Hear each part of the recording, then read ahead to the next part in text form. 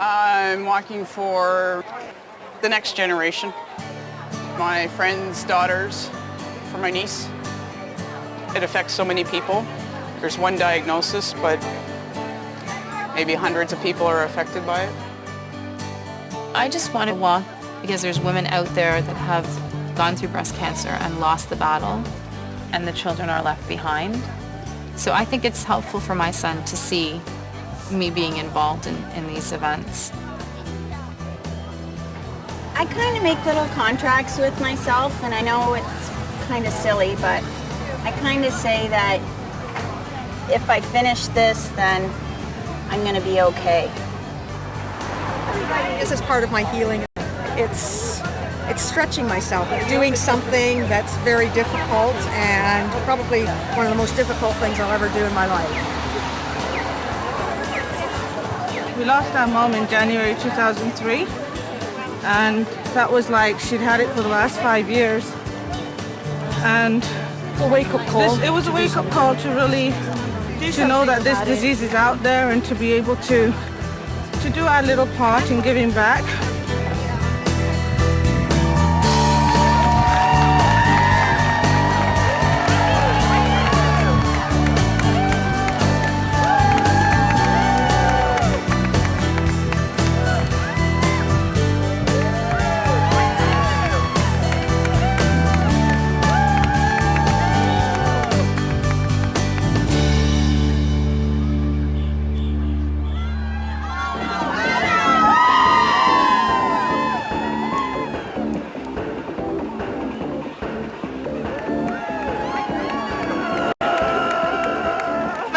Breast cancer in 1995, and she's a survivor, but I have 2 daughters, and I hope that they find a cure for them.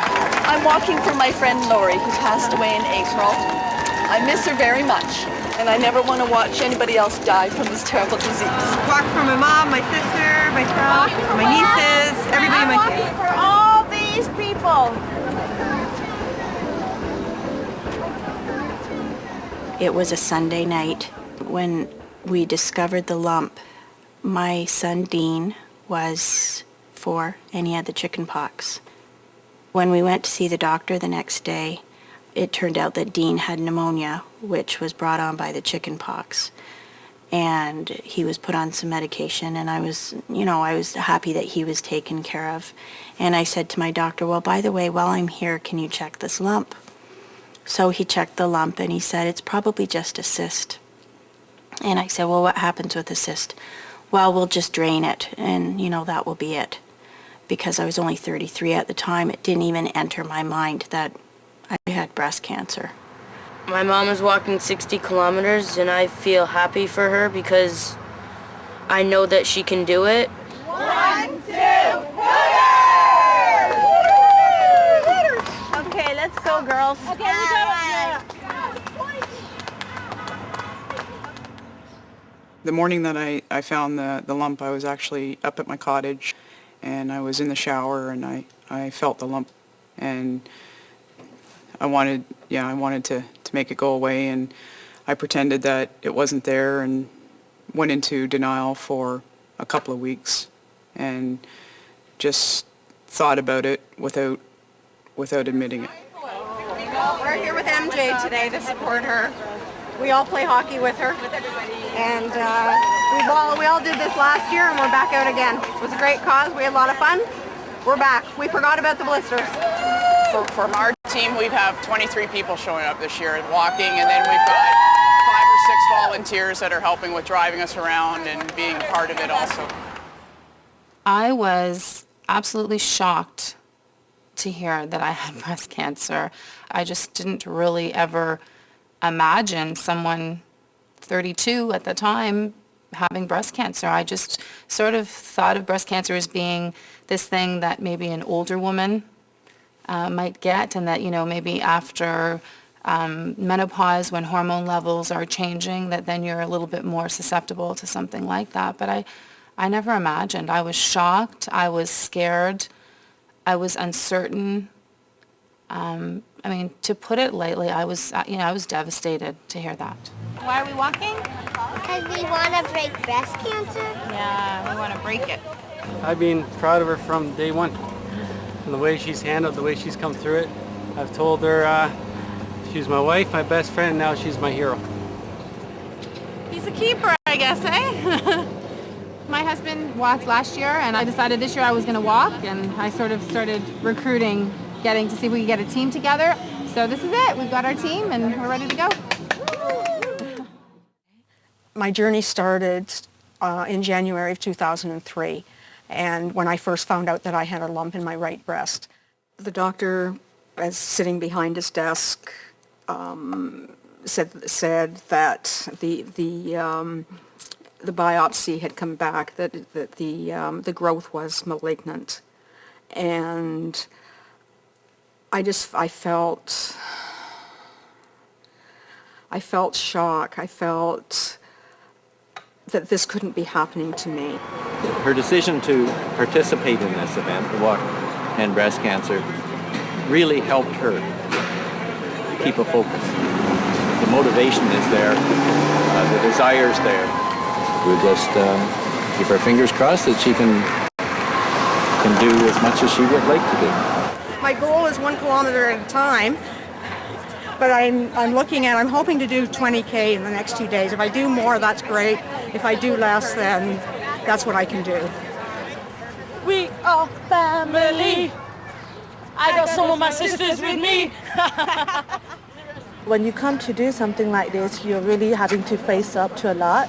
When you actually see what other people have been through, you know, you kind of realize that on a walk like this, you actually feel that my mom is walking with you. Just imagine if Mum was here now, at the end of a walk like this, if we'd done something like this, she would have called us on the way and said, "What do you want to eat?" Yeah. And we would have gotten exactly that.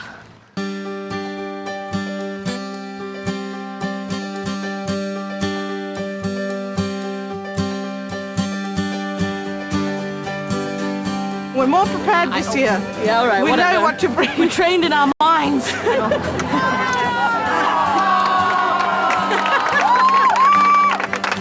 He's going to meet me every 2 kilometers to do that.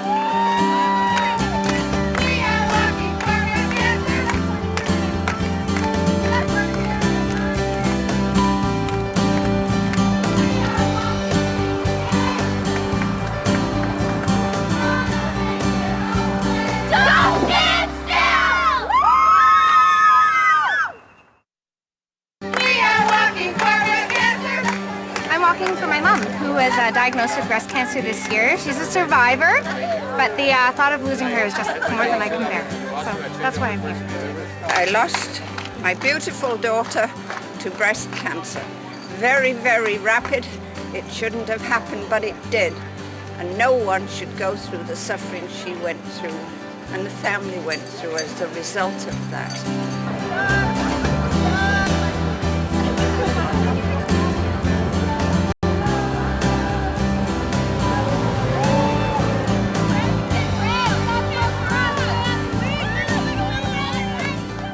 I had a mammogram. The technician put my films up and showed me my films and showed me where there was calcifications, which are signs of cancer. Actually, this was on my lunch hour from work, from my teaching job, and I had to go back to work, and I went into my principal's office and told her that this technician told me that I have breast cancer, you know, that it's definitely cancer. And you know, I had a cry in there, and then I went back up to my classroom and taught for the afternoon. My family doctor called and said that I needed to see the surgeon on Friday. So this is a 2-week time span from when we first found the lump. We went in and discussed getting a lumpectomy.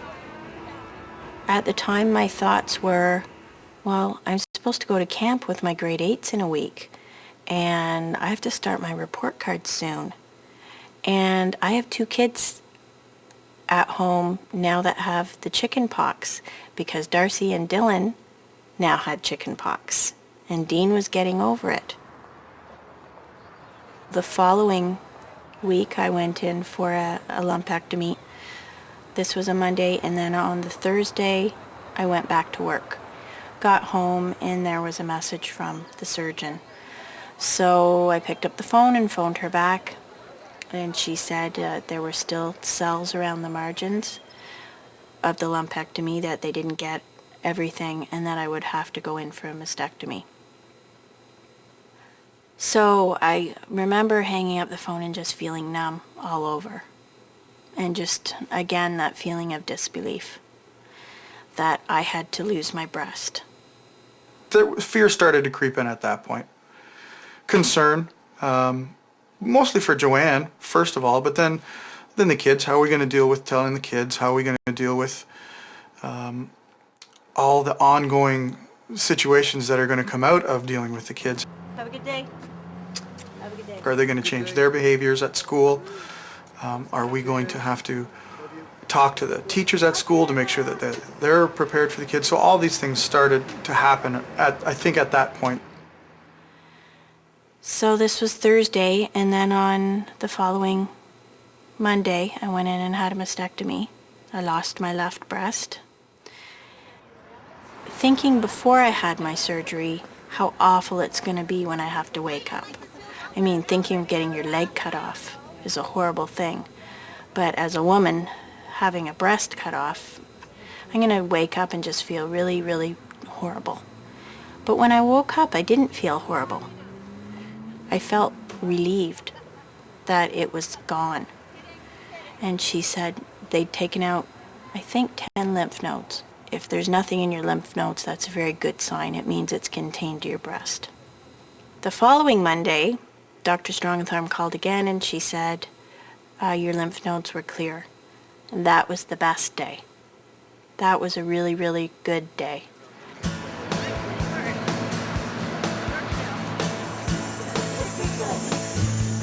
You selling lemonade? Yes. Are you? For the walk? Yep. Yeah? Good job. 25 cents each? Yes. So have you got enough for all of the walkers? Yeah, we've got other blocks. Yeah? You got more backup? There's 4,000 of us. Are you going to be okay with that? We hope. Yeah. Okay, you girls want yours? Cheers. All right.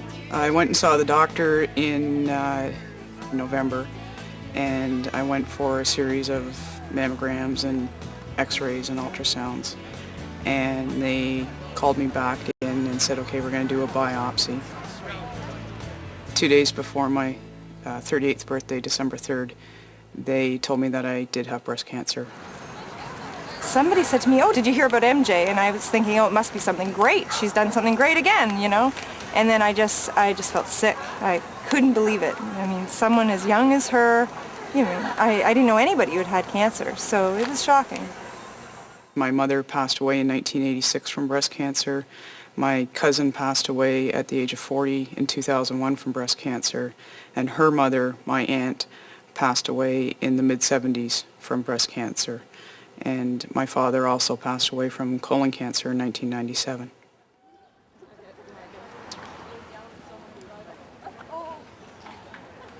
When the doctor told me that I was diagnosed with breast cancer, I was sort of relieved, would be probably the right word, because with my family history, I knew that it would eventually hit me. So instead of waiting for it to happen the whole time, I just thought, okay, it's finally happened.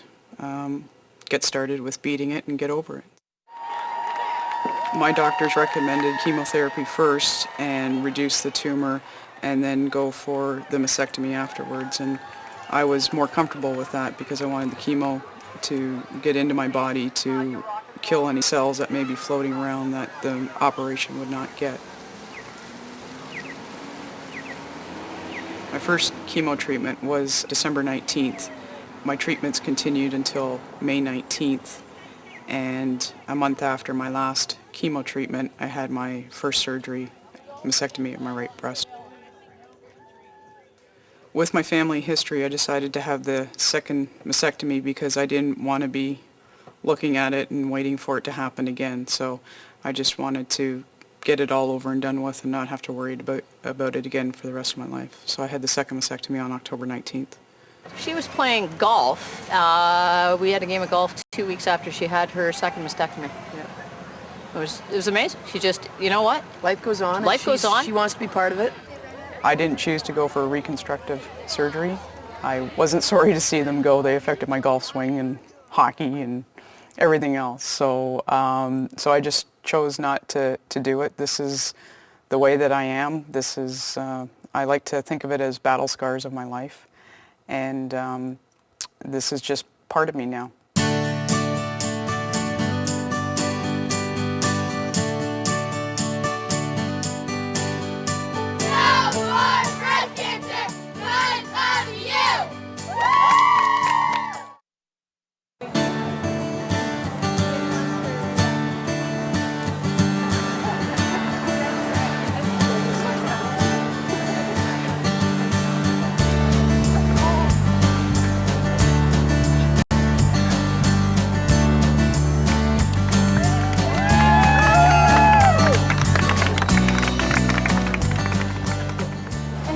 Guys, they're my grandsons. Yeah, Oliver's 5. He said, good luck on your walk, Nana. In January of 2003, I went for an annual checkup, and the doctor at that time felt a small lump in my right breast. So I went for a mammogram, and it was found that there was a lump in my right breast. I had surgery in February, the beginning of February, and the lump was removed. They did a lumpectomy at that time. It was pre-malignant, where cancer cells were starting to form in the lump, but there wasn't any concern about having treatments or that at that time. They did an ultrasound, and the surgeon at that time felt that there was something on the ultrasound, a shadow or whatever, and the surgeon felt that it was a water pocket, and he kept a close eye on this throughout the year. I get pampered all the time. In March of 2004, I felt a lump develop or move in my right breast. It was quite sore when I felt it, so I set up an appointment with the doctor, had another mammogram, and the results came back that there indeed was a lump. At that point, I went to have a biopsy done, and it was found that the lump was malignant. It's like having your own personal trainer. I know, isn't this great? He's down his knees to me all the time. We love it. That's when I get my job list every morning. Yeah. I was pretty upset when I found it, obviously, because I had been through this the year before, and everything was supposed to be okay.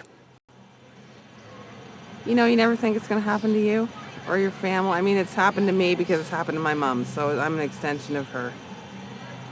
Being here is so important. Just getting to know other people, sharing the stories, and just feeling like you're part of a bigger family. And, yeah. It's hard. I set up an appointment with a surgeon after the biopsy was done. He informed me that the best action to be taken because of the size of the lump was to have a radical mastectomy. I felt shocked. I felt that if I looked around that there was probably somebody else in the room that he was talking to. You don't expect to hear news like that. You're almost there. Love. Wait a sec. No, it's we love. We love. Team. You guys are exactly backwards. There we go. Oh. We love. There we go. Melissa, over here. Ready?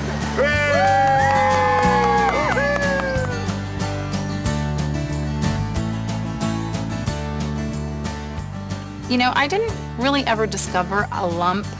I had a lot of pain, and I had a breast infection when I was nursing in the exact same spot. And just after the infection, I assumed cleared, it didn't seem right. My son, who was maybe 1.5 at the time, would jump on me a certain way, and I found myself sort of favoring that breast. And I'd gone to the doctor on a couple of different occasions complaining about this discomfort. In August 2002, this discomfort suddenly became a very obvious lump. And I think that's when I really started to think, this is definitely something I should be getting checked out again. I had already been to my family doctor and told her that I thought I could feel a lump, and she had told me that I had lumpy breast tissue.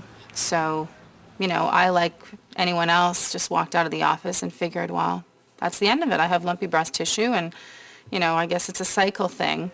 And so I guess by the time it really started to become something hard, I started to get a little bit more worried about it. So I made another appointment with a different doctor, and she felt it right away and said, definitely this is not normal. It was well over a year and a half. The first thing that I said was, I want to know why nothing was done about this. Why didn't anyone send me for a test? Why am I sitting here now being told I have breast cancer? We were at the doctor's office and we first were told of Allison being diagnosed with breast cancer. It was like someone just stuck a knife in my heart. It was absolutely devastating. I wanted to just break down and cry, but I couldn't because Allison, and I wanted to be strong for her because she was very upset. The doctor was very upset, so I wanted to be strong at that time, but it was just absolutely killing me inside. The first appointment with my surgeon, we talked at that time about my options with having either a lumpectomy or a mastectomy. He said my recommendation is that we just do a lumpectomy. If it is in the lymph nodes, we will then consider chemotherapy, and chances are you're going to have some radiation treatment as well. I was scheduled for my lumpectomy on December 23rd, so basically just before Christmas. We had just thrown a big party the weekend before I was diagnosed, and you have the Christmas spirit and the house decorated and the presents and everything's ready to go, and then suddenly, no, I have surgery on December 23rd, so it was pretty scary.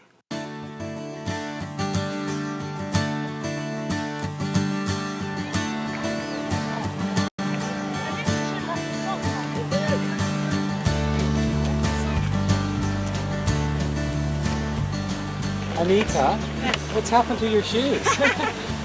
It just wasn't going to happen with the shoes on. My feet were just knackered and I need to get to lunch. So I needed to give them some air. And look, I'm walking. That's what matters, right? Still walking. This has got to be torture right before lunch, making this climb up a bloody hill. Like, come off it as though, Okay, stop complaining and whining now.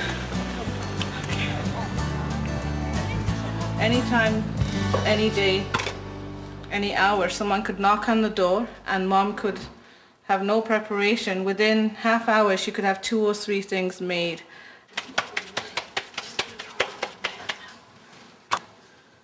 I guess when I think of someone always says, how do you describe your mom? It's 2 things, is beautiful and strong. Are the 2 things that always come to mind. There's 6 kids. My dad died when I was 16. She brought us all up, got us all settled, ran her own business. And you know what? She wasn't even a high school student. She actually, as she got older, she did start to learn to read and write. Yeah. But she could get you from A to B, never get lost, and I still can't do that. So It's amazing memory. We'll never be what she was. She'd probably be here with us. Like if she wasn't going to do the full work, she'd probably get on the little taxis, or she'd be like serving food at lunch because she loved to feed people. Like anybody would come to the house, like cup of tea. We get sick of making cup of teas. Like even the insurance guy or whoever, a cup of tea. We'd be like, they don't want tea, they're working. Or she'd make us go and buy cream cakes, especially for the nurses when we'd go in. She'd make insist that, have you bought them something? Have you bought them the cream cakes? So she was really generous. Throughout her fight for cancer, she never questioned it. She never said, why me? She was always strong, and to the end, because we didn't disclose to everyone that she was dying, and she knew she was dying. She said that she didn't want to disclose it because she didn't want people to start mourning her before she was gone. Cheers, guys. Cheers. Cheers. Halfway mark. If only this had vodka in it. Everything we've done from morning till now, once more over, and then twice over tomorrow. Beautiful, eh? Okay, let's go. It doesn't matter how many times you sit down, you see other people, and you're like, I gotta get up, I gotta keep walking, gotta keep walking. Like, seriously, no one's dropped out that I've seen on the way. I could be the fittest.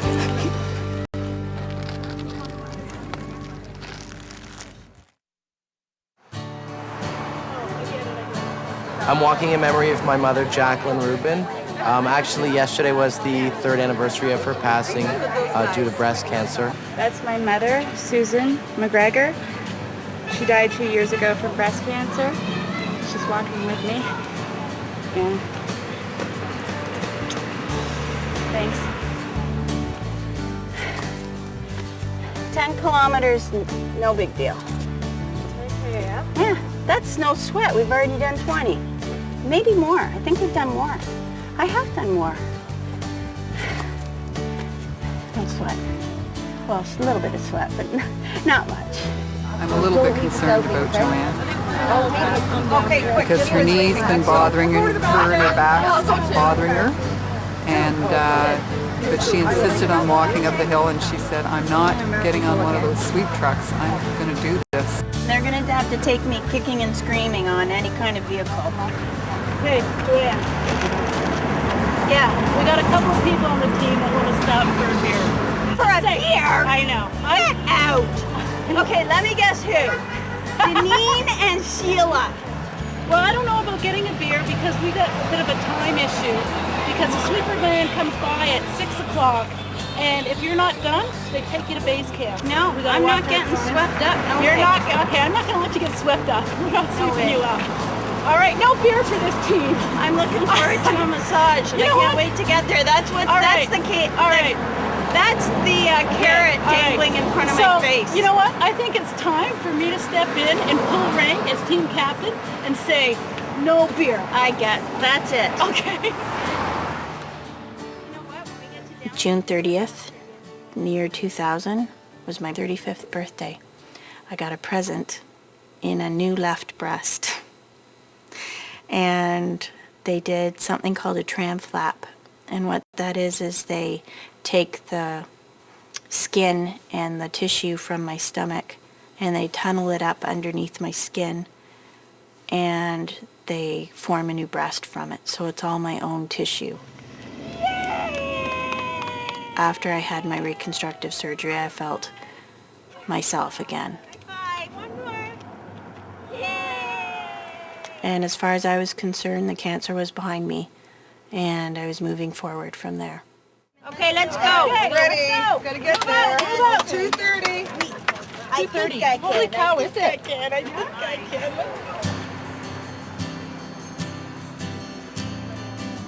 You know, I have this pain, and I can't quite pinpoint where it is, but it's, you know, kind of in my shoulder, my back, my chest. I can't really pinpoint it. And he said, okay, well, I'll send you for a bone scan. So I went for a bone scan, and never, ever, ever worrying about it coming back. Like, I really was not worried about it coming back. I never worried about it coming back because I was told, oh, there's, you know, 97% chance that this won't come back.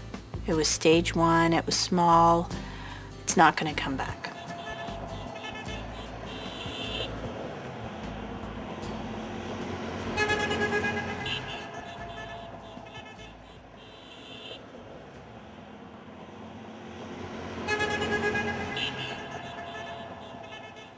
And I was just stunned. I was just stunned. I didn't even know how to react. When we were talking, I was crying, and she said, what do you want to ask me, Joanne? And I said, I don't know. What do I tell Mike? What do I tell my kids? What do I tell my mom? She'd already called Dr. Higgins, my oncologist, and discussed it with him. And I said, do I have to go back on chemo again? She said, no, you'll go on hormonal therapy. And you might have to have some radiation done. So, but are you going to die? She said, no, you're not going to die. You're not going to die.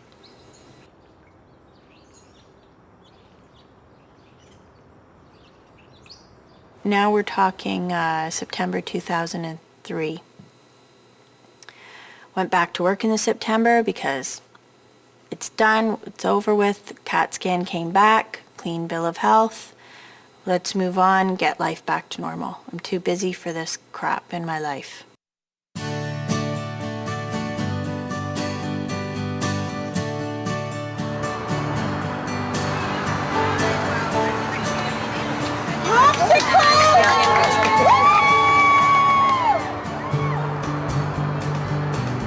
So I'm going to take a rest now, and then I'll start walking again after lunch again, so that this will give me a bit of a break and rest. How long do you think you've come?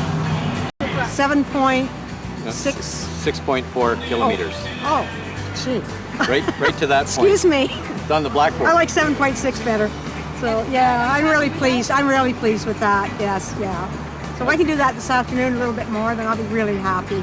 That's probably more than she's done in the last since the last chemo treatment anyway. Well, yeah, the last couple of chemo treatments. They've knocked her flat. Yeah, so I'm really pleased. So the energy of all of this just carries you. It's just incredible, just how it picks you up. So proud of her. Roger and I met, I was 14 and he was 17, and we met at Young People's at church. And when I first met Roger, in our first date, I really didn't like him at all. And he kept pursuing me, and I guess he grew on me. And we dated for 5.5 years, and then we married. We have 3 children. My family have been extremely supportive. Roger's actually a very easygoing kind of guy. And when he first saw me without my breast, when the bandages were removed and that, when I think back and what I remember is that it's just seemed like the most natural thing. That yes, it was gone, and yes, there was healing that needed to happen, but it was a part of who I am now, and a part of who we are together as a couple. Marty and I actually met through mutual friends at a bar. She went out with some friends that I knew, and I went out with some friends that she knew. I had told my girlfriend, to tell her friend that I wanted to meet him. Finally, by the end of the night, his buddy said, oh, by the way, this girl wants to meet you. I was supposed to tell you. Marty was like, oh my gosh, no way. We talked and exchanged numbers, and next day I called her. And I asked her out, and she's like, well, I have to get back to you on that. Finally, she got back to me. And 13 years later, here we are. Can you find one that isn't brown on the ends? Because I don't think it's supposed to be like that. She's not high maintenance. Okay. Joanne and I met in high school. We're high school sweethearts. We met in a class in grade 9. We actually grew to be good friends in grade 10 when we were in the same theater arts class. There was times when we were doing our activities in theater arts that we had to hold hands. I was Geppetto and he was Pinocchio. And he had to sit on my lap. He was a lot smaller then.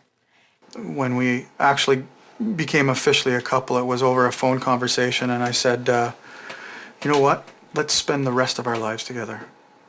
No, it was more like, let's run away. Let's run away to summer camp and eat peanut butter sandwiches. And I said, well, what are you talking about? And he said, do you want to go with me? Because that's what people said back then. I don't know if they say the same thing now. And then the next day at school, I said, I was serious about what I was saying on the phone last night. And then it started. She moved into my locker, and we were going out. So that's how it started. February 18th, 1981. He had just turned 15, and I was 7.5 months older than him. because we've gone through so many things as a couple, I mean, there's nothing that could tear us apart from one another. He was always 100% supportive of all of my decisions. A better best friend I couldn't ask for.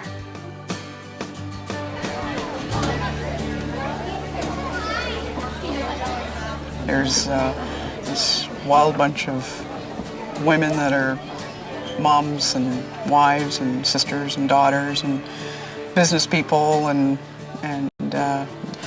well, we get together every Sunday to play hockey, and it's great. MJ brings something very, very special to this team. She has more courage, more tenacity, more strength, more human kindness in her than anyone I've ever met.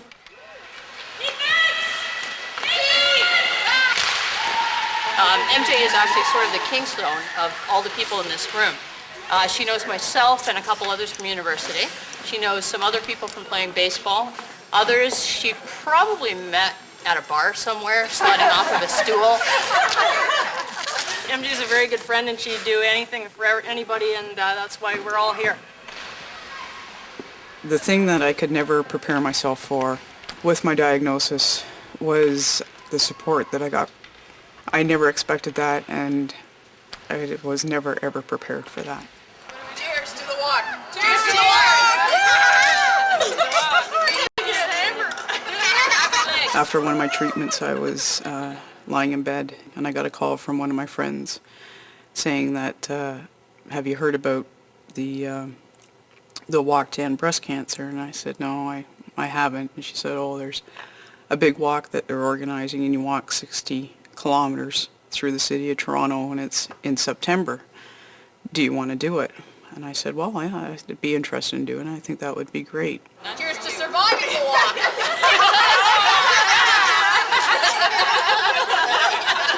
What about cheers to drinking beer after the walk? Cheers to MJ! If it weren't for her, we would be here! You gotta cheer! She said, oh, that's good, because Heather on the hockey team is organizing a team to put together for you. I just thought, me, why would anyone want to do that for me? And so my family has grown since 1986 and 1997, that's for sure. I have 100 people with me now in my family.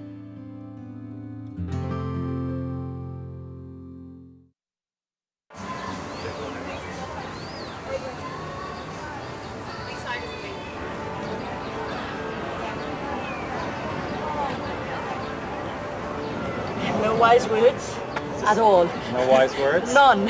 They're all gone. Oh.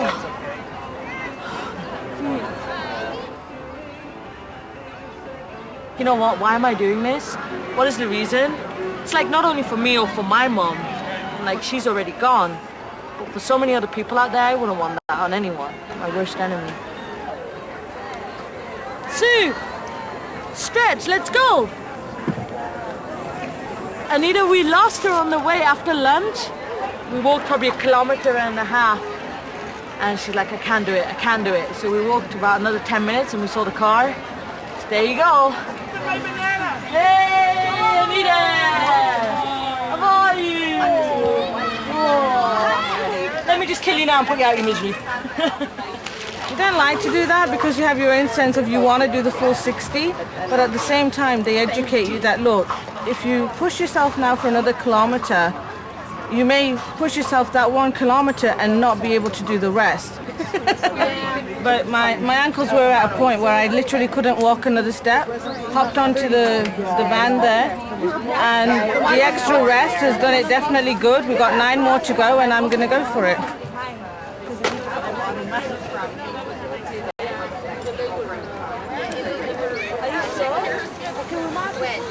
This morning? Want to piggyback? I won that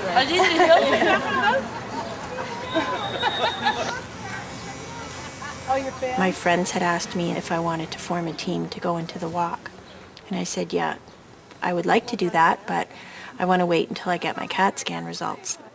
I said, if they're good results, then I will go in the walk. If they're bad results, I won't go in the walk.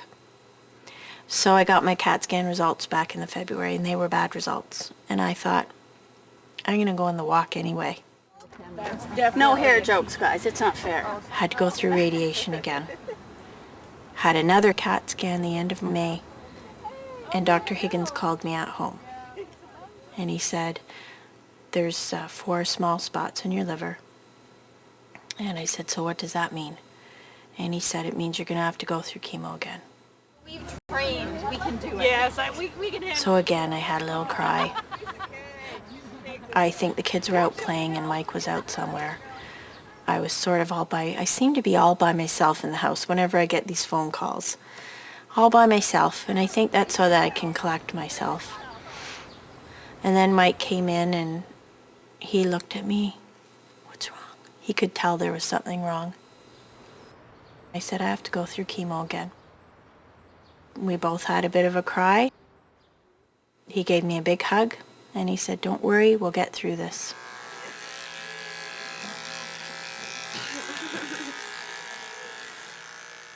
The first time I shaved my head, some of the kids at school made fun of me.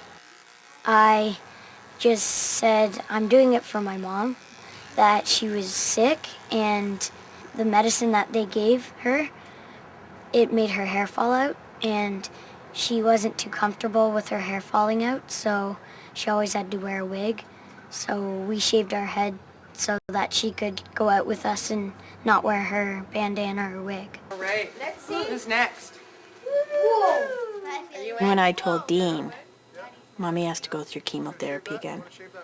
Are you going to lose your hair? Yes, I am. And Dean said, those stupid doctors, I hate them.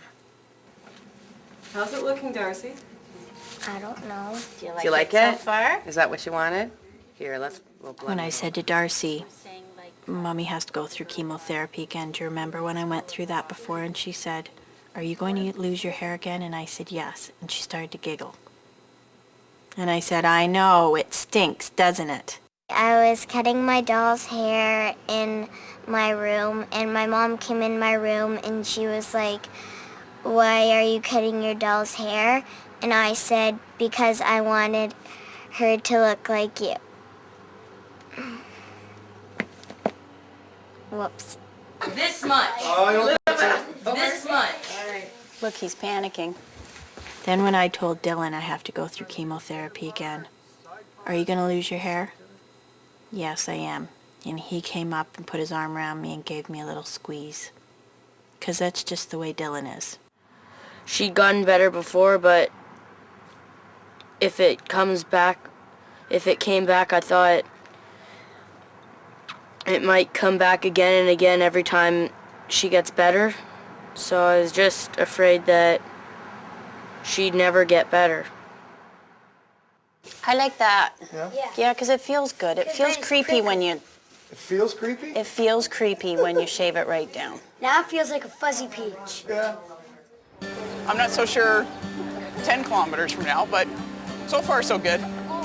When you're losing your hair because of chemotherapy, it's a bit painful actually with it falling out. So I just wanted to get it over and done with, and so I just shaved my head. She said, can I take my wig off? I'm hot. And we're like, well, yeah, okay, sure. Can we try it on? So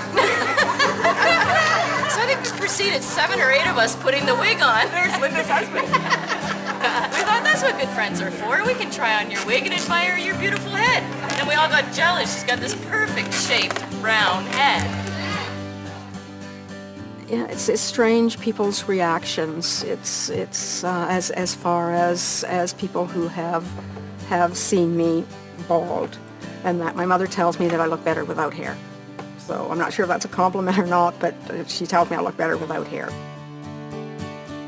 I was admitted to the hospital after my first chemo treatment, Before that, Roger had sort of said one day, well, maybe I should shave my hair off as well.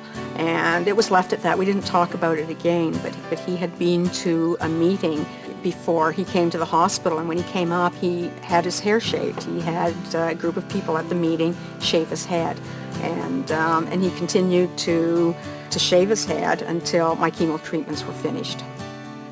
Mommy was bald and had to wear a wig. As much as it was scary, it was sort of like, my hair's going to fall out, I'm going to have to wear a wig. It was just all a lot to handle. And then you add to that, well, how is my husband going to see me? Is he going to find me attractive? Is he going to think, I mean, I don't know. It was very strange. And I was very worried about Tyler and basically I thought he'd be afraid of me. I actually thought that he would be afraid. And I think that's why I needed to sit down with him and explain to him that before it happened, and talk about it, that my hair was going to fall out and that it was going to be our little secret, and that Mommy was going to buy fake hair, and that, we had to shake on it and do a pinky swear that he was not going to try and pull Mommy's hair off because it was our secret. What it's like to have chemo is almost unexplainable. It's, I often said that the chemo part of it, of having the chemo, was the easiest part. In that you sat there, they did the treatments, and you left. What was difficult within that context was watching all the toxins that were going into my body, and knowing that I'm not a person that likes to even take medication, let alone put poisons in my body.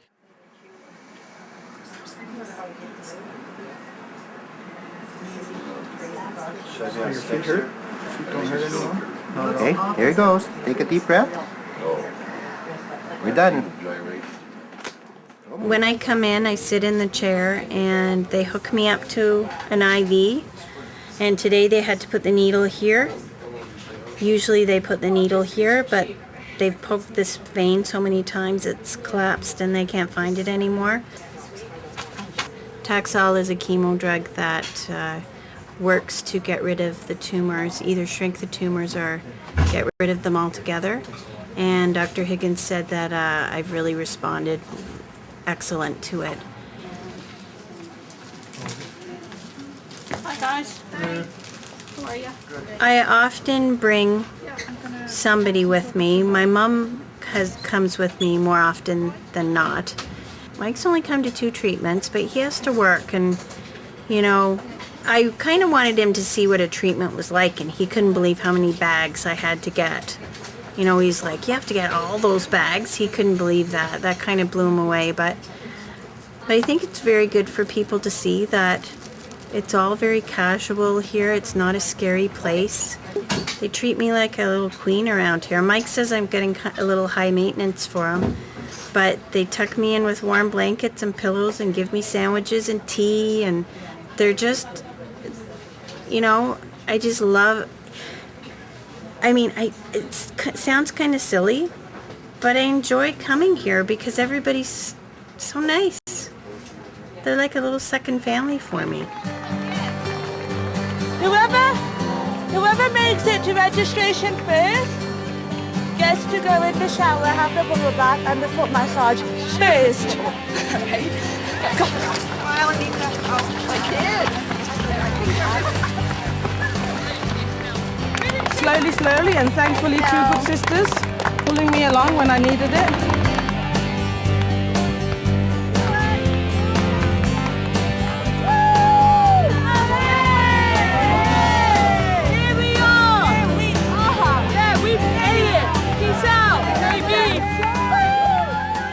I'm glad that we did it. I'm not proud for myself more than I'm proud for my mom. She brought us up well, and we can prove it every now and then. And this is just one way, small accomplishment. So I'm glad that we were lucky enough to be her daughters. Yeah, we get her up and then she puts her arms around us.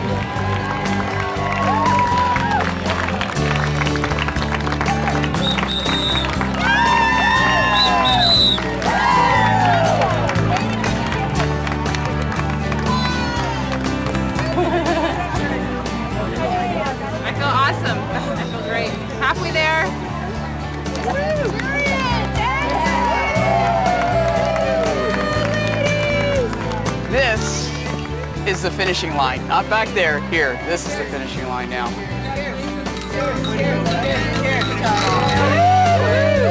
right. Oh, look at the thirsty girls right here. Oh, yeah. I didn't know you said you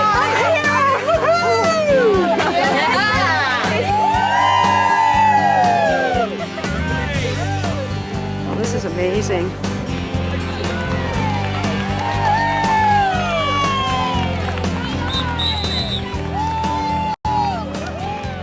It's a little emotional. I did it. I succeeded. Yeah. I love her. I'm proud of her.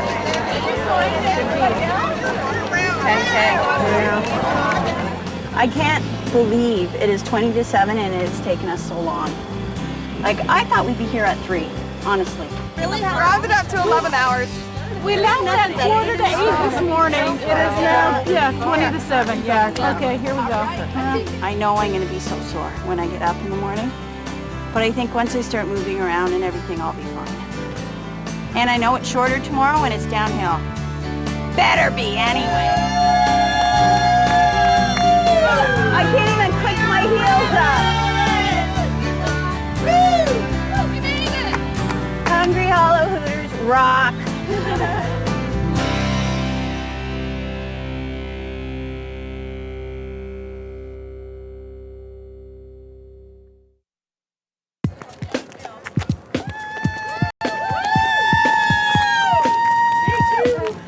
For my mom and my daughter.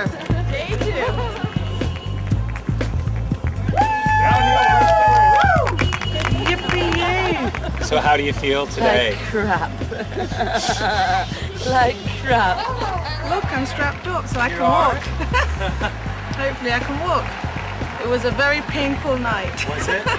We're gonna try not to get lost when we go for coffees on the way. All right, then. We've had no breakfast, guys, so do this thing.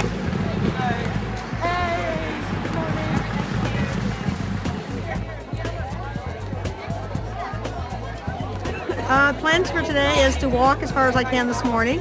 Then I think I'm going to go back to the house and rest and then finish off this afternoon, later this afternoon.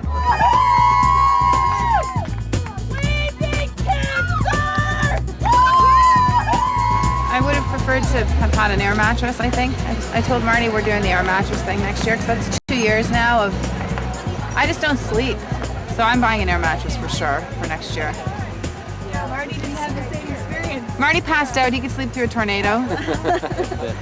How's the body feeling? Crap. We're trying to decide tent or hotel for next year. Oh, give me a break. It's a no-brainer. No sweeping. We're gonna really motor today because we have to be done by 4.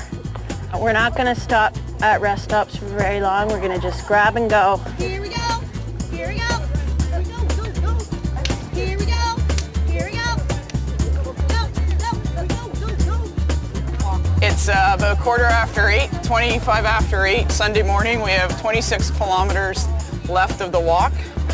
We're at the beginning of the race and we're starting to walk. Oh, it's not a race. Yes, do not race. Yeah. Eat my dust. It was a race. Yeah, we're in last place, yeah.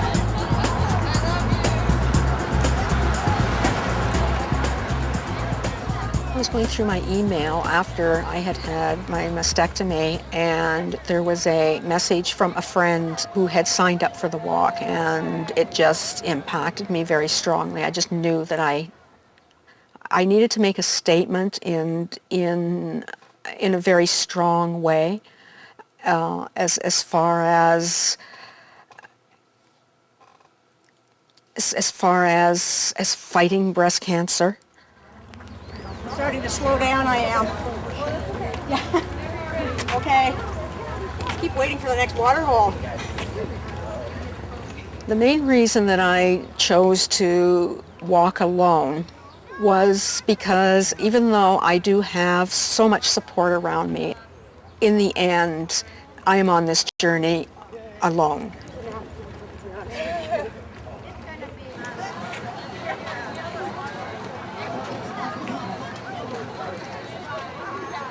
I didn't wait for my mother's funeral.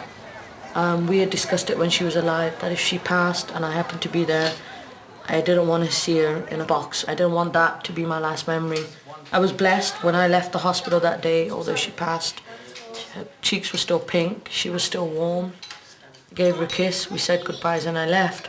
The first time I did the walk, for me, I think because I had almost no closure, I think I was searching for her. I wanted her to come meet me on the walk and greet me and maybe get a chance to talk to her one last time. And I don't know, I think I was doing it because if she, in her life, could take so much pain, what's 60 kilometers? When Kiran and Anita told me, I said to them, "Are you crazy?" I'm like, why do you want to do the walk? Why do you want to be reminded of any of this? You know, why do you want to be around people that are going to be upset, people that are going to remind you of everything that you've gone through? Like, I couldn't do it. I didn't want to be around anyone. I didn't want to talk about it. I didn't want to listen to anything. So they had registered and we were about to leave, and all of a sudden, I don't know what it was, but there was a feeling inside of me that was, I can't leave not doing this walk. And I told them, I said, I need to do the walk. And they looked at me and they said, are you crazy? You're not going to be able to raise $2,000 by tomorrow morning. You have a few hours. And I said, you have a credit card. We'll put it on your credit card and I'll worry about the money later. Even if I have to pay myself, I'm going to do the walk.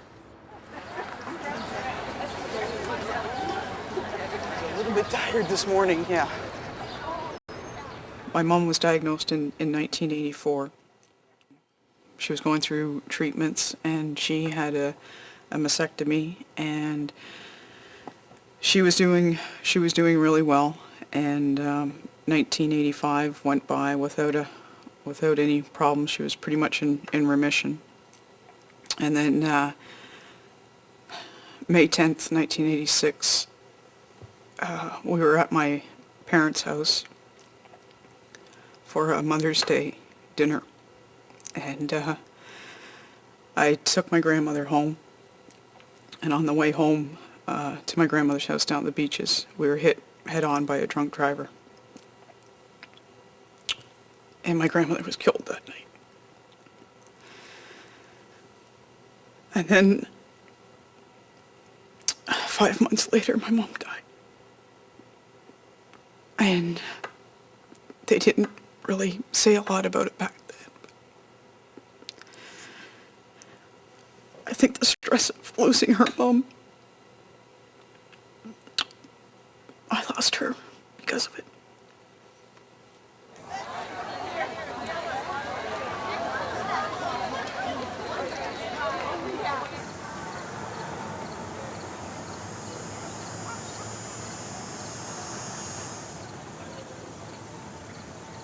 My dad was diagnosed with lung cancer in October of 1987. And at that time I was planning my wedding.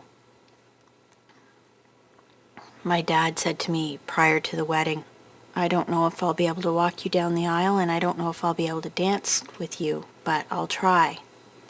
So he walked me down the aisle. He was probably, 100 pounds soaking wet the day I got married, in his little tiny tux. And I remember saying to him, everybody is staring at me. And he said, no, they're not. They're all staring at me. So we kind of had a laugh right before I walked down the aisle.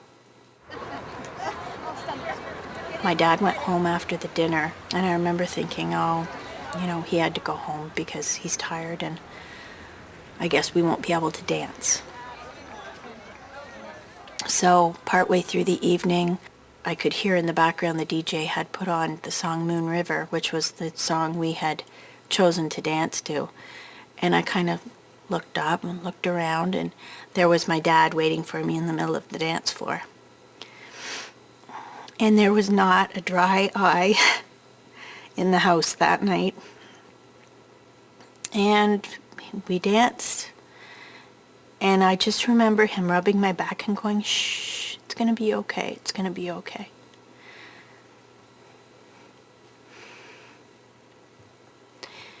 And then he passed away in October, almost a year to the day he was diagnosed. And I wish he didn't have to go.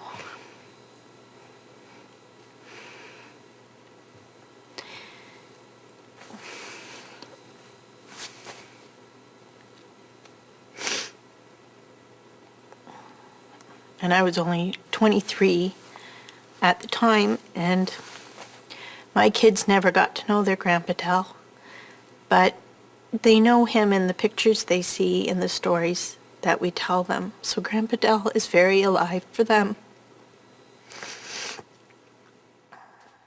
I love Teddy really much. I was going to sleep with him in my daddy and mommy's room.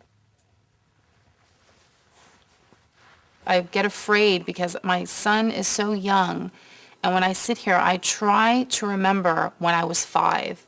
I love him really much. I'm not going to let him go anywhere. I'm going to follow him anywhere he goes. I try to remember something, you know, and I don't have anything that stands out in my mind, particularly from being 5, and I'm concerned that if anything ever did happen to me, I'm afraid he won't remember me. He's just too young.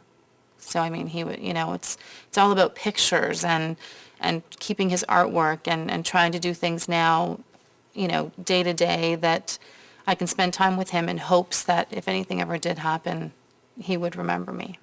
I wanted to really beat breast cancer. I'm going to make everybody cry in my room. I don't like tears on my floor. You know, I just want to be able to watch Tyler grow up.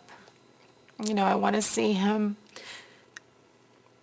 you know, make his mistakes and get his report cards and ask for the keys to the car. You know, just all those silly things that people take for granted.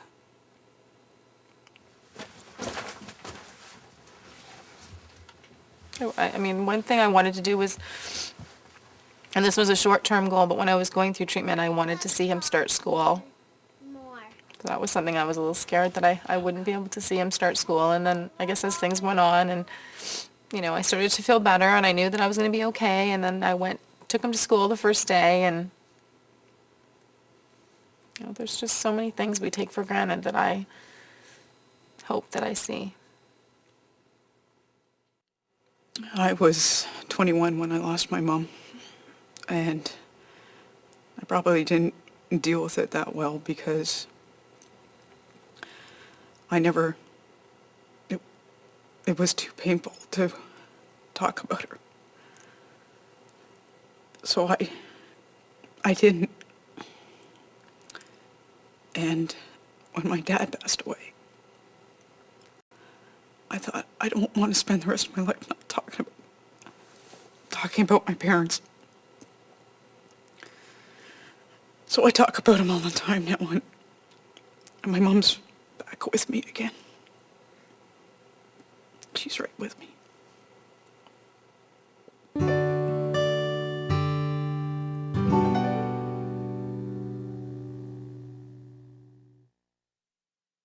I'm walking for my youngest sister, Nicole. She's 38 years old and got diagnosed with breast cancer after I signed up for the walk. I have 3 daughters and 1 granddaughter, so that's the reason I'm right there. We know a number of people who are struggling with this disease and have struggled in the past, so it's a way we can help to make a difference. I'm surprised there aren't more men walking, but it was great for us. The scenery's fantastic.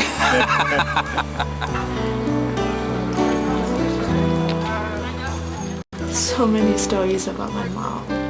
When I'd come home from university, like even when I was 18 or 21, I'd just lie with my head on her laps and she'd just stroke it. You should call me up especially and say, come home, I've cooked this for you. And late at night when everyone would be asleep, she'd wake me up and would come down and we'd eat sour mangoes. Or, you know, we'd watch movies. I miss her most at the times when I look for advice. I would pick up the phone, tell her my problem, and she wouldn't even give me advice. She would just say to me, listen to yourself. What do you think is right? You have a conscience, go with it. We will win this fight. I will conquer this hill. So a lot of people are passing me, but I'm doing okay. Yeah, it's just, yeah, I'm doing okay. I'm surprised. Actually, I surprise myself sometimes because I'm certainly feeling tired, but I don't think I'm any more tired than I was when I started. So what that's all about, I don't know, but here I am.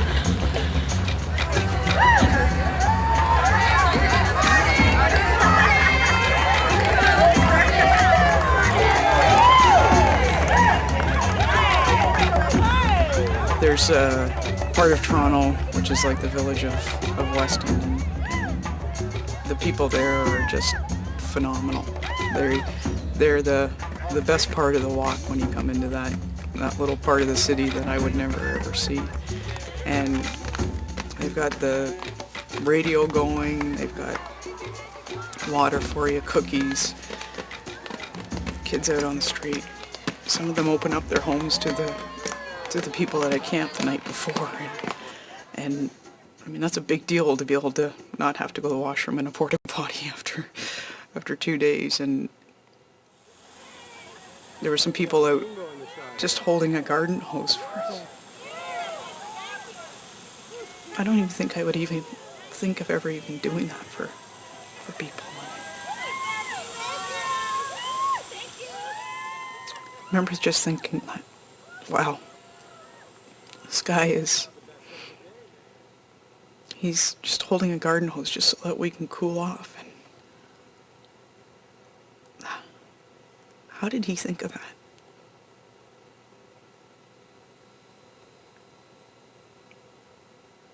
Does he know? Will he ever know how much it means to us? What's wrong, hon? There's no Barb from Judy's Angels. Yeah. She lost her sister yesterday. Yeah. Barb McBean. With breast cancer? Oh. We know Barb. We went to school with her. We had caught wind that another girl from Georgetown, her sister, who she was walking for, had passed away on the Saturday from breast cancer. And when she got to her hotel, there was a call from her parents that her sister had passed away that day. My sister Nancy, she passed away yesterday from breast cancer. So this walk has even brought more meaning for all of us. And I didn't know quite what to do, whether to go home or to continue the walk. And my family told me that I needed to be here.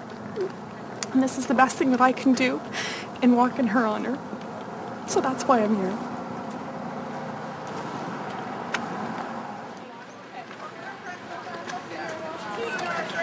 Her sister's picture was up on her website, and she had hair and everything, but really short.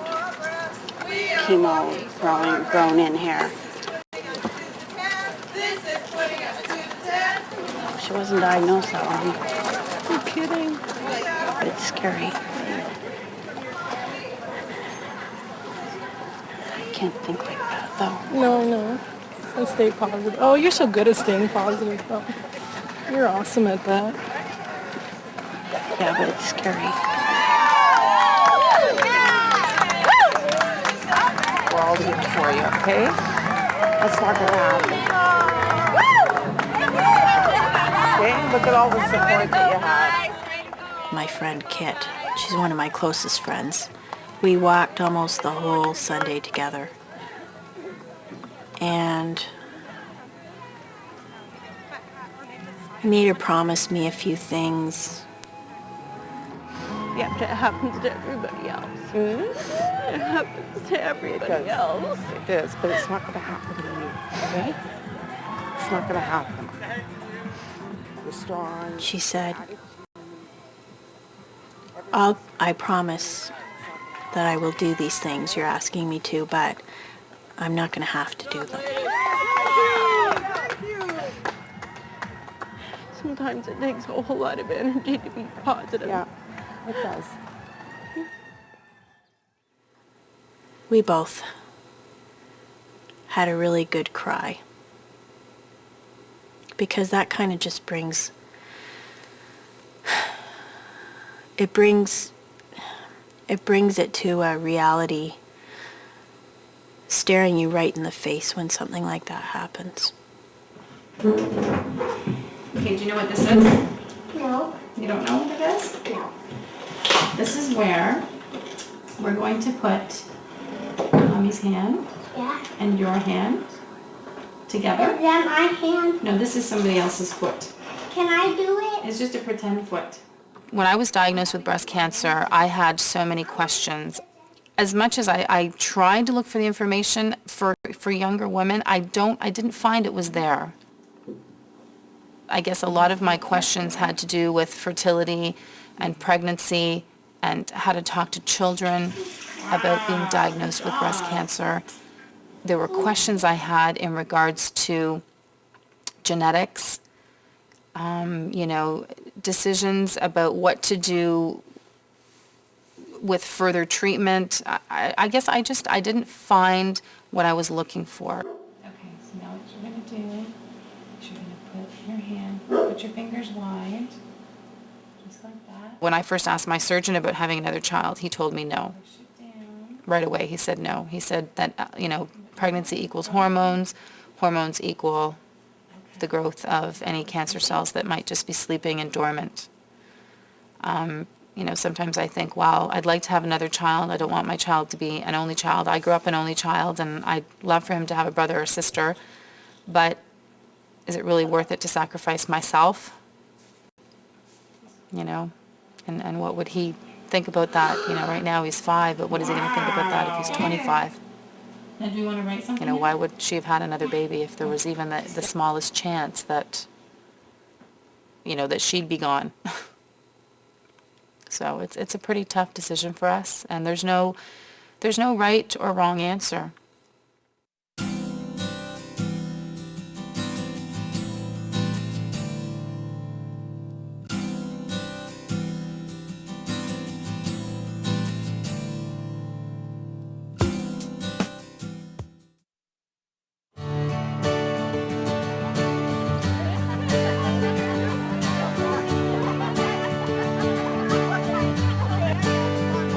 Esther, I need the whip. I need the whip.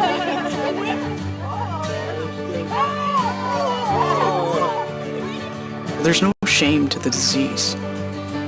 You didn't choose it. You didn't want it. It just happened to you. There's no shame to it. Don't ever be ashamed because your hair's falling out, because you're taking chemotherapy, or that you're tired because you have radiation. Shame is associated with something that you shouldn't be doing. Beating something and getting over something there's no shame in that.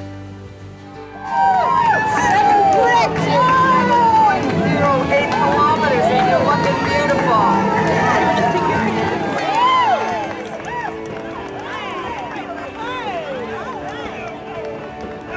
I just accomplished 7.08K.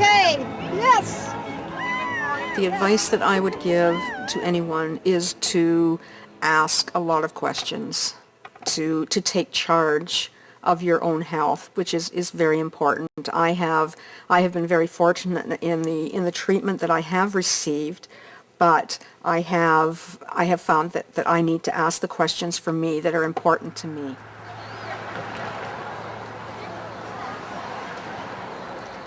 I didn't advocate for myself very well because I knew something was wrong. If something doesn't feel right to you, then you need to get an opinion. And if you're not comfortable with that opinion, then you need to get another opinion. I was told that cancer doesn't hurt, and I was told that I was too young for breast cancer. And guess what? I wasn't.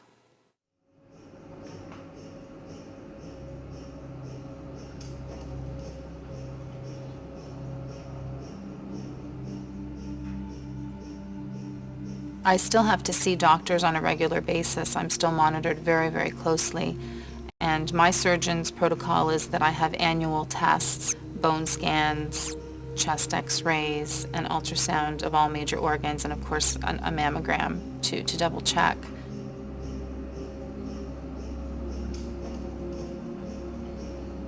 They had recommended, because of my age and because of my history, to do another MRI.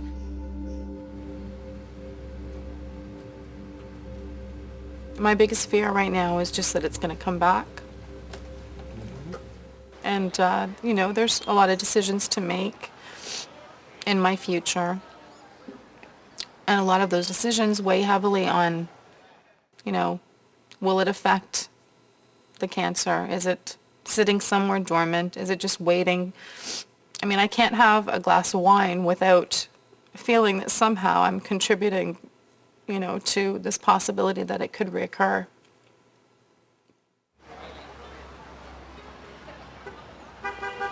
A lot of the people around me, I think by this point, because I'm almost at 2 years, are probably wishing and hoping that things were the same as they used to be. Or that the old Allison will be back. And I don't think that's going to happen. I think I've changed way too much after enduring this. And life as a survivor of cancer is very different as life before having breast cancer. I feel that anyone that has gone through cancer and cancer treatment has a fear of the cancer returning, and that I don't think that can be helped. But I look at the fact of having a positive attitude and living my life that way, so that if there ever is a reoccurrence, then it's something I'm going to have to deal with at that point. But at this point now, I look to a healthy future.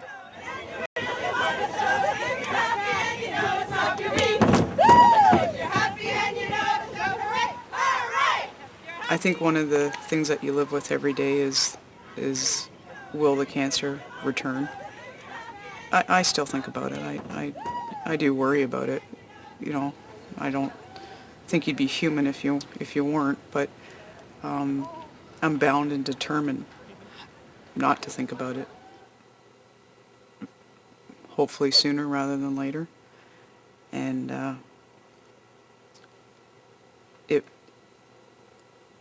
someday I won't think about it.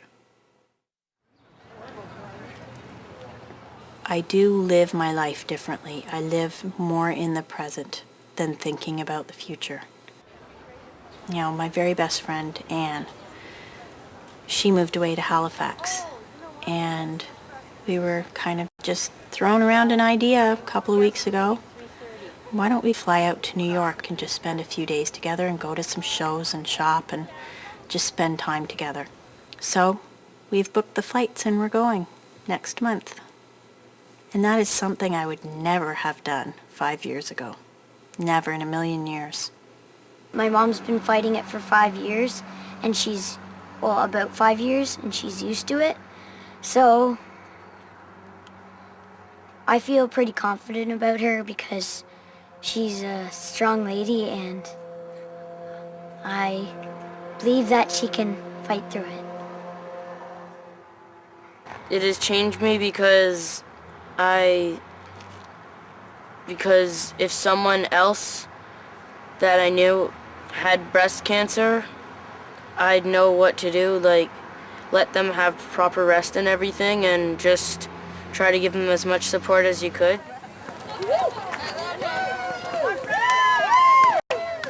My parents, they both never let the disease get to them. They just kept going, and they just said that this is my life, and there's no point of worrying about it or changing your life because of it. Because once you change something, it gets the best of you. If you stop doing what you normally do, it's winning. If you stop going out, if you stop laughing, if you stop seeing your friends, if you stop seeing your family, it's winning. And they never did that. They never stopped doing what they were doing for their lives. And they lost the fight, but they went down swinging.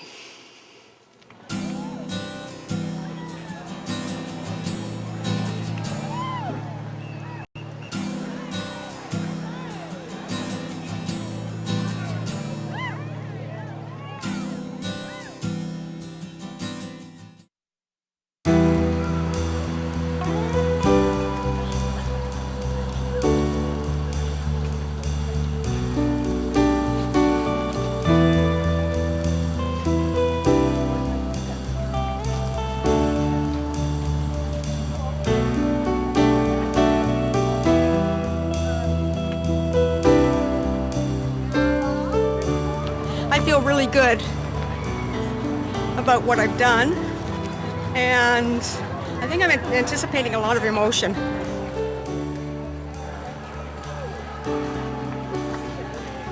Okay, that's probably a kilometer away, kilometer and a half away, so feeling strong. I'm anticipating the walk through the end. We didn't have a beer, really. It's pretty tempting. Our son's waiting at the finish line, so he's pretty antsy. He's kind of waiting. He wants us there now. Thinks we should be already there.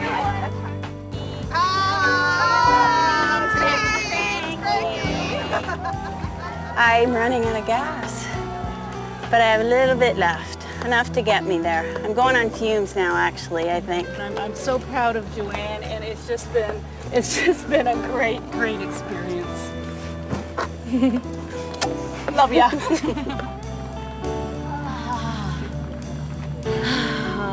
Almost finished. Oh, you have no idea.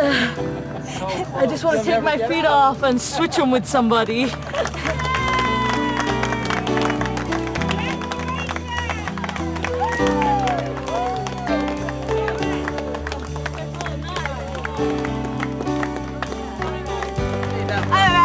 All right, let's do this. Woo! Handshake. Oh. Yeah, whatever. Finger shake. Come on, let's do this. I have to get this out like that. All right. My illness is behind me, I'm over it, and I don't have any more treatments. Last year my goal was just to finish. This year I wanted to finish strong and know that I was back to being a strong person again, physically. The last 2 kilometers I really think about the people that I lost. I'm only going to hang out with you if you don't make me cry. Okay? So that's how it's going to go. That would be good. And how they're crossing the finish line with me. Congratulations. Thanks. And when you do cross the finish line, it's probably as close to an Olympic feeling that you can ever get. I don't think of myself now as having breast cancer. You know, I don't want to say I beat it, but for now, things are good. Everything is good. And I've been teasing everybody and saying, you know, because they're like, well, Allison didn't have a single blister. And I said, that's because I was supposed to do this. Like, I was supposed to finish the walk, and I think that I have, you know, I probably had angels under each foot and someone holding my back to the whole walk. That's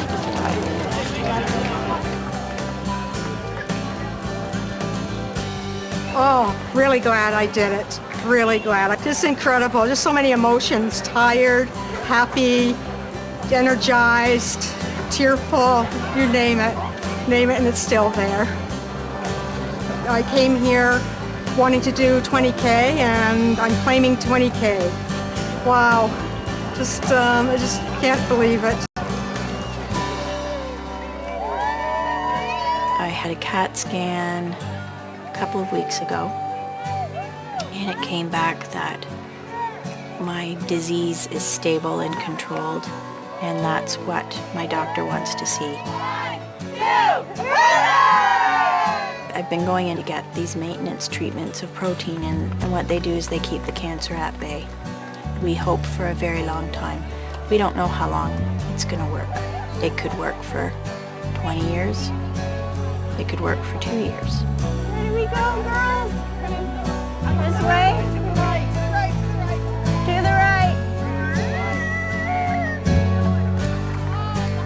I proved something to myself over this weekend that I can do anything, including beating this disease. All right, skills. That's her. Are you ready? Oh, shit. Are you ready? Ready? On your marks. Right. Ready, steady, go! What drove me to do the walk was,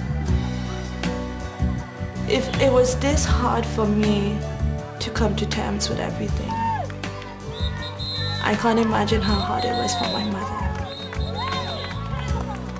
And the amount of pain that I felt, the amount of denial that I was in, it was at that point that I realized that I don't want anyone to have to go through this.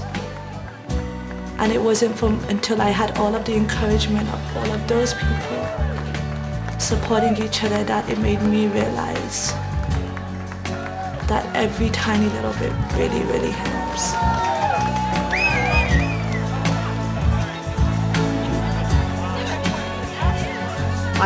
I'm going to be undergoing a series of tests once again in about 6 months, but I'm going with the fact that I've beat this and that I move forward from this point on.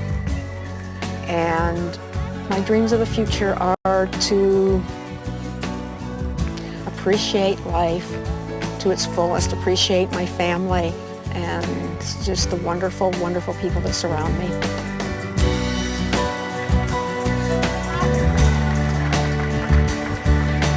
How lucky am I now to know that I have all these people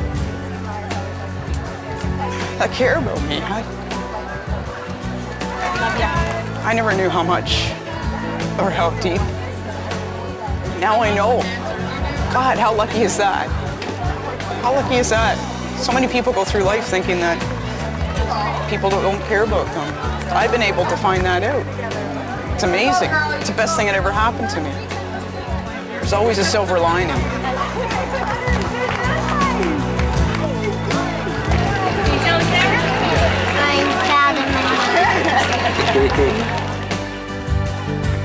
Learning to live after breast cancer has been, for me, a rewarding process. I think it's really opened me up to living for the day and just being who you are, not sweating the small stuff.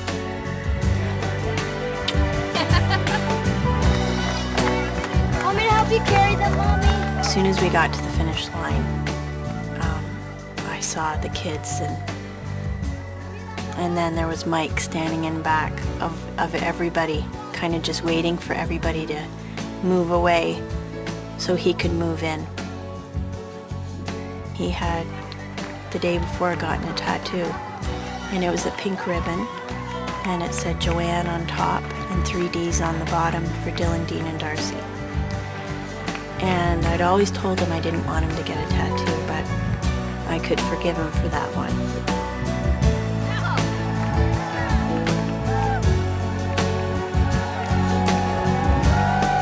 This is bigger than just me and my feelings. There's a bigger picture, and you know, I pray that I'm never in that actual picture, but I have been touched by it. We all have. You know, and this walk is not just for my mom, it's for anybody who needs it. The thing is, you know what? Every little bit counts, and that together we will find a cure for this thing. I think the walk, to me, represents the power of ordinary people and how ordinary people can make a difference.